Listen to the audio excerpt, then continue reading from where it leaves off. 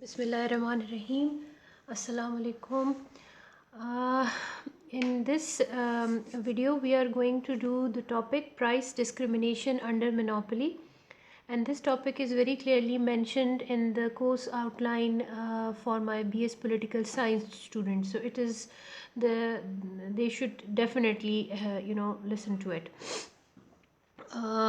Actually हम अभी थोड़ा सा अगर मैं पिछले का आपका रिकैप करूं, हमने रेवेन्यू कर्व सीखे, कॉस्ट कर्व सीखे, डिफरेंट टाइप्स ऑफ मार्केट्स सीखी. अब ये मार्केट की एक सिचुएशन होती है जिसे प्राइस डिस्क्रिमिनेशन कहते हैं.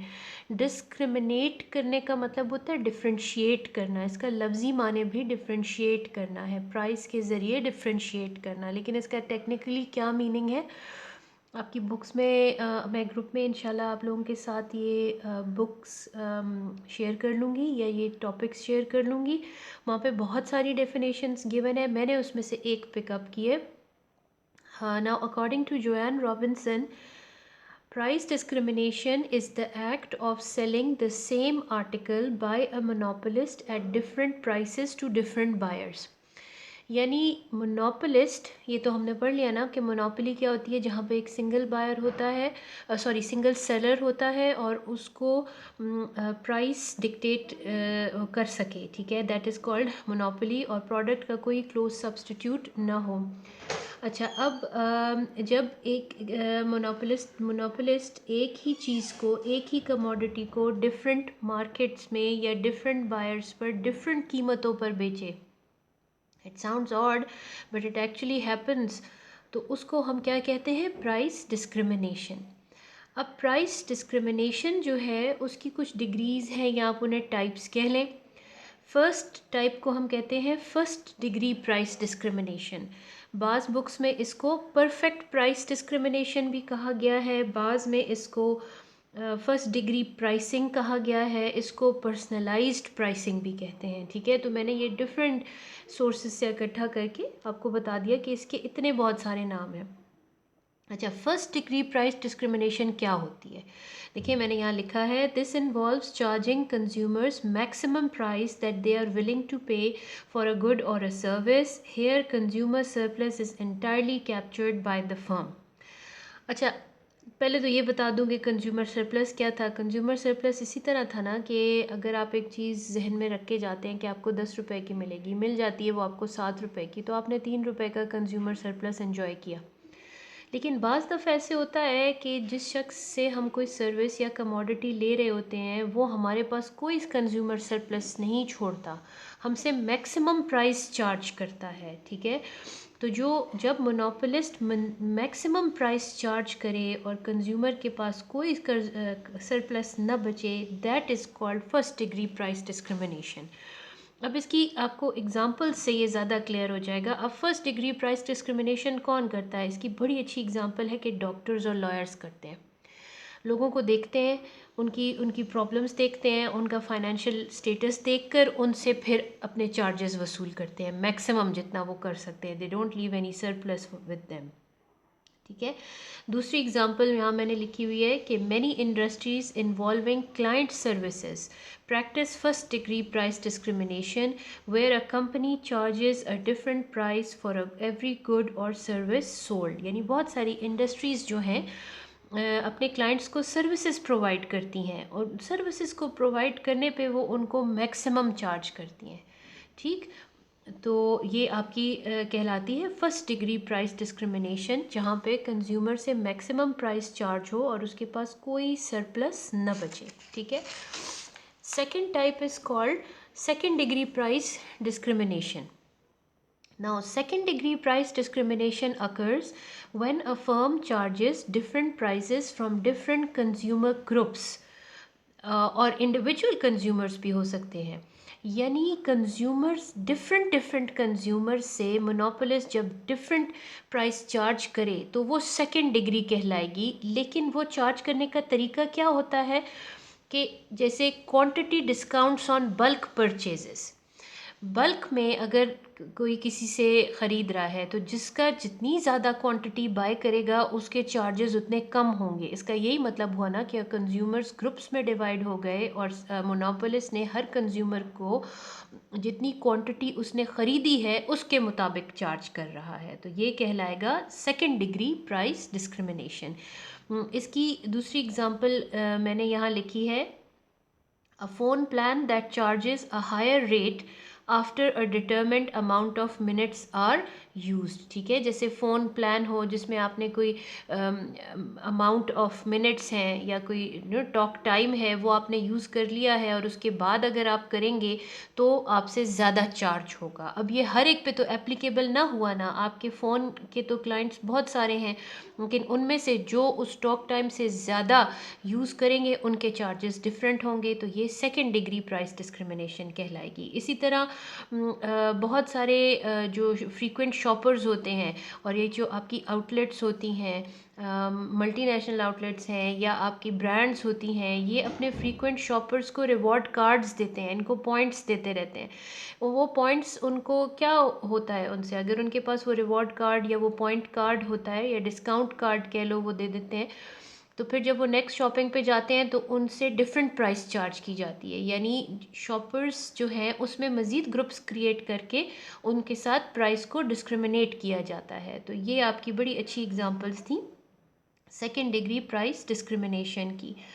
आपके नेक्स्ट टाइप है, ऑब्वियसली नाम से ही पता है, थर्ड डिग्री प्राइस डिस्क्रिमिनेशन, और इसको ग्रुप प्राइस डिस्क्रिमिनेशन भी कहते हैं। ठीक है, इसमें भी वही है कि कंज्यूमर्स के हम आगे सब ग्रुप्स डिसाइड कर लेते हैं और फिर इसमें मोनोपोलिस्ट उन ग्रुप्स को डिफरेंटली चार्ज करता है। यहाँ पे मैंने लिखा भी हुआ है, in this third degree price discrimination monopolist divides the whole market in sub markets and charges each sub group differently. पूरी मार्केट को सब मार्केट्स में डिवाइड कर लिया जाता है और फिर उनमें से हर ग्रुप को डिफरेंट चार्ज करता है। जैसे एग्जांपल आपकी क्या है, theatres, cinemas, they may divide their clients और moviegoers into seniors, adults और चिल्ड्रन। ठीक है, आपके जब आप सिनेमा में जाते हैं, स्टूडेंट्स के लिए डिफरेंट टिकट की कीमत हो सकती है। सीनियर हमारे जो बूढ़े लोग होते हैं सोसाइटी में, सीनियर मेंबर्स, वो उनके लिए डिफरेंट होता है। बच्चों के लिए चार्जेस डिफरेंट होते हैं। तो देखिए,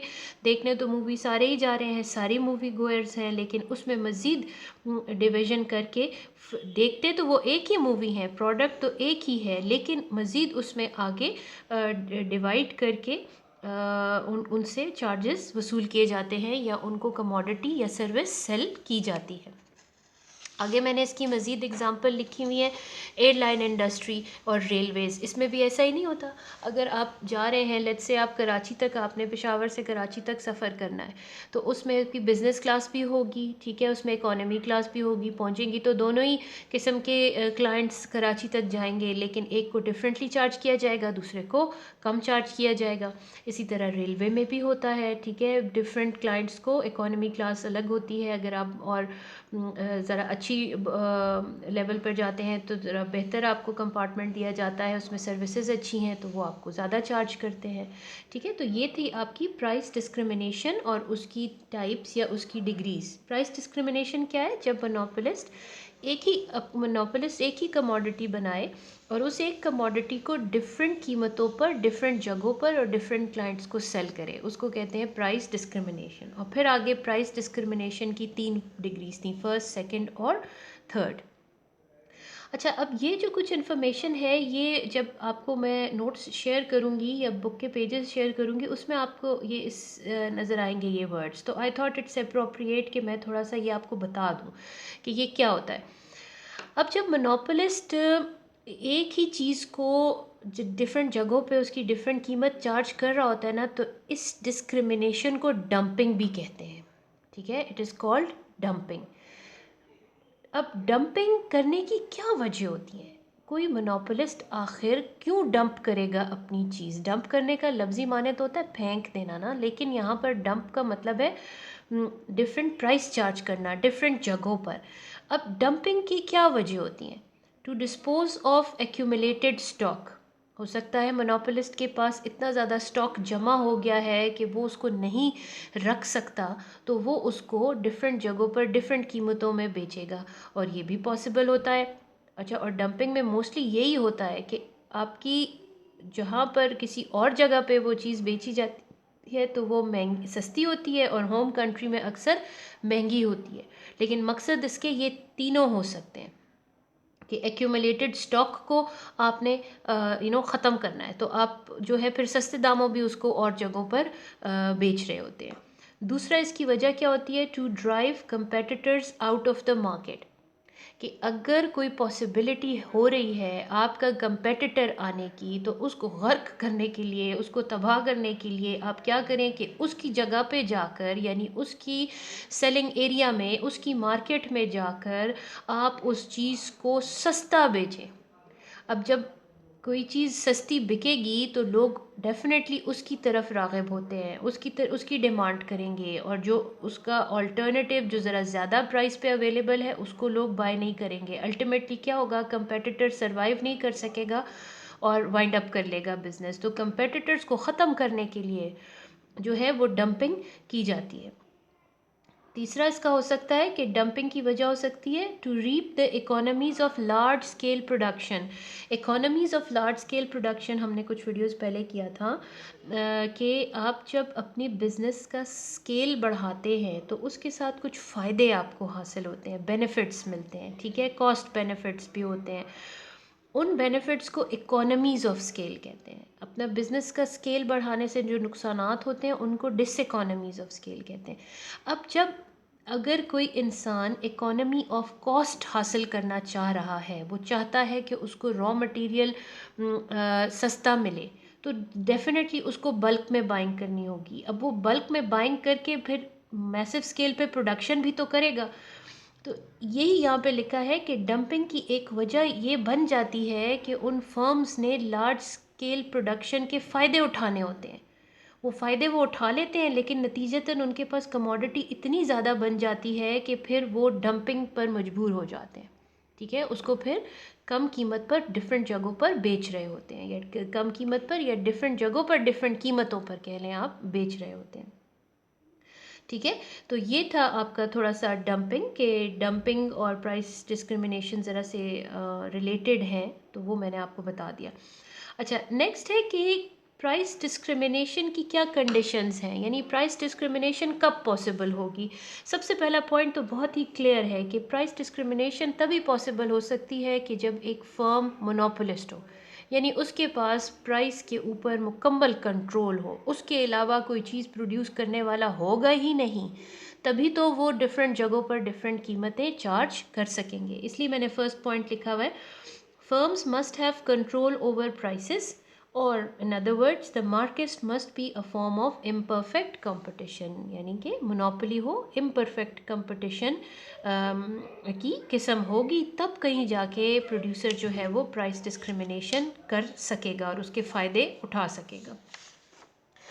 दूसरा इसका कंडीशन लिखी हुई है कि एक मोनोपोलिस्ट प्राइस डिस्क्रिमिनेशन करे, उसके लिए ज़रूरी है कि वो सेग्रीगेशन कर सके बाय प्राइस, या इसका दूसरे लफ्ज़ों में मतलब है कि वो रीसेल को प्रिवेंट कर सके, यानी रीसेल पॉसिबल ना हो। रीसेल क्या होता है? आपने एक जगह से एक चीज़ खरीदी सस्ती और जाके उसको दूसरी जगह आपने महंगा बेच दिया, तो ये तो प्राइस डिस्क्रिमिनेशन ना हुई ना, ठीक है, ये तो इसके अगेंस्ट चला गया। तो मोनोपोलिस्ट प्राइस सेग्रीगेशन तब कर सकता, सॉरी, प्राइस डिस्क्रिमिनेशन तब कर सकता है जब वो रीसेल को प्रिवेंट कर सके।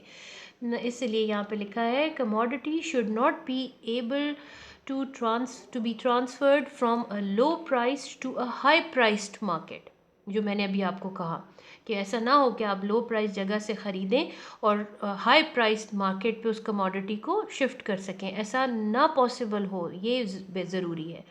If consumers could simply buy a product, commodity or a service at cheaper prices and sell it on to others who would have paid a higher price, then there would be no price discrimination, यानी फिर ये price discrimination नहीं कहलाएगी, ये तो simply resale कहलाएगी फिर, price discrimination तब होगी जब एक चीज़ रीसेल ना हो रही हो, बस डिफरेंट जगहों पर डिफरेंट कीमतों पर अवेलेबल हो। थर्ड कंडीशन है प्राइस डिस्क्रिमिनेशन की कि मोनोपोलिस्ट मार्केट को सेग्रीगेट कर सक रहा हो, यानी the seller should be able to divide the market into at least 2 sub markets और मोर, यानी कम से कम वो मार्केट में को 2 पार्ट्स में डिवाइड कर सक रहा हो। अक्सर मार्केट्स को लोगों की अफोर्डेबिलिटी के हिसाब से 2 में डिवाइड किया जा सकता है, richer segment and the little poorer segment. तो ये इस किस्म की डिवीजन पॉसिबल होगी तभी तो वो 2 जगहों पर 2 डिफरेंट प्राइसेस चार्ज कर सकेगा। अगर सारी ही चले, मैंने आपको रिच और पुअर की एग्जांपल दे दी, अगर पूरे माशरे में ही सारे ही रिच हों, ठीक है, तो हर एरिया की मार्केट, हर सिटी की मार्केट जो है उसमें एक ही कीमत वो चार्ज करेंगे। लेकिन एक जगह पे रिच है, एक जगह पे पुअर है, तब जान के वो एक ही चीज़ की डिफरेंट कीमत चार्ज कर सकेंगे। तो ज़रूरी है कि मार्केट भी डिवाइड हो सकती हो सब मार्केट्स में, कम से कम 2 में, ज़्यादा भी हो सकते हैं। अच्छा, लास्ट पॉइंट है आपका कि प्राइस डिस्क्रिमिनेशन के लिए ज़रूरी है कि सेग्रीगेट कर सकें आप मार्केट को बाय डिमांड। यानी अब सेग्रीगेशन बाय डिमांड का एक्चुअली मतलब है कि उन मार्केट्स में कमोडिटी की प्राइस इलास्टिसिटी डिफरेंट हो। ये यहाँ मैंने मेंशन किया है, different groups have different price elasticities of demand for the product. अब डिफरेंट प्राइस इलास्टिसिटी क्या होती है? देखिए, प्राइस इलास्टिसिटी की अगर 2 मेजर मैं उठा लूँ फॉर्म्स, लेस इलास्टिक, मोर इलास्टिक। लेस इलास्टिक क्या होता है कि कीमत बढ़ भी जाए, आप फिर भी उस चीज़ को ख़रीदते रहें, तो हम कहते हैं इस चीज़ की प्राइस इलास्टिसिटी लेस है, और टेक्निकली उसकी वैल्यू क्या होती है? Less than 1। अब मोनोपोलिस्ट ऐसी मार्केट में जहाँ पे लेस इलास्टिक डिमांड है, वो ज़्यादा कीमत चार्ज करेगा। जाहिर है उसको पता है कि मैं कीमत बढ़ा भी दूंगा, लोग फिर भी ख़रीदते रहेंगे, इसीलिए तो वो बढ़ाने की हिम्मत करेगा। और वो जिस मार्केट में उसको पता है कि ज़रा सी उसने कीमत बढ़ाई, लोग चीज़ लेना छोड़ देंगे, वहाँ पर वो कभी भी चीज़ को ज़्यादा कीमत करके नहीं बेचेगा, हमेशा उसकी कीमत कम रखेगा। ठीक, कीमत कम रखने से लोग ज़्यादा अट्रैक्ट होंगे। ठीक हो गया? तो आई होप मैंने कहीं अपने आप को कॉन्ट्रडिक्ट नहीं कर दिया। मैं एक दफ़ा फिर इसको रिपीट कर देती हूँ कि जहाँ जिस मार्केट में इलास्टिसिटी कम होगी, यानी इलास्टिसिटी लेस देन 1 होगी, वहाँ पर मोनोपोलिस्ट ज़्यादा प्राइस चार्ज करके अपना प्रॉफिट मार्जिन ज़्यादा करने की कोशिश करेगा। उसको पता है कि वो कीमत बढ़ा भी देगा तो लोग उसकी चीज़ को लेना नहीं छोड़ेंगे। ऐसी मार्केट जहाँ पे इलास्टिसिटी ग्रेटर देन 1 होगी, वहाँ पे इसका मतलब है कि वो उसका उसका टैक्टिक क्या होगा, वहाँ पे वो कीमत को कम करके ज़्यादा सेल करने की कोशिश करेगा और वहाँ से वो ज़्यादा प्रॉफिट अचीव करेगा। ठीक है, तो प्राइस डिस्क्रिमिनेशन दोनों केसेस में तभी पॉसिबल हुई ना जब डिफरेंट लोगों के लिए एक ही चीज़ की इलास्टिसिटी डिफरेंट है। तो ये आपकी 4 कंडीशंस हैं जो प्राइस डिस्क्रिमिनेशन के लिए बहुत ज़रूरी हैं कि एक तो वो मोनोपोलिस्टिक पावर हो उसके पास प्राइस पे, प्रोडक्ट जो है कमोडिटी या सर्विस वो रीसेल उसकी पॉसिबल ना हो, मार्केट सब ग्रुप्स में डिवाइड हो सकती हो, और डिफरेंट ग्रुप्स या डिफरेंट लोगों के लिए प्राइस इलास्टिसिटी ऑफ डिमांड भी डिफरेंट हो, तो उसके फिर अकॉर्डिंगली वो बिहेव करेगा और अपना प्रॉफिट मार्जिन मैक्सिमम करेगा through price discrimination. I hope आप सबको ये क्लियर हो गया होगा। Thank you.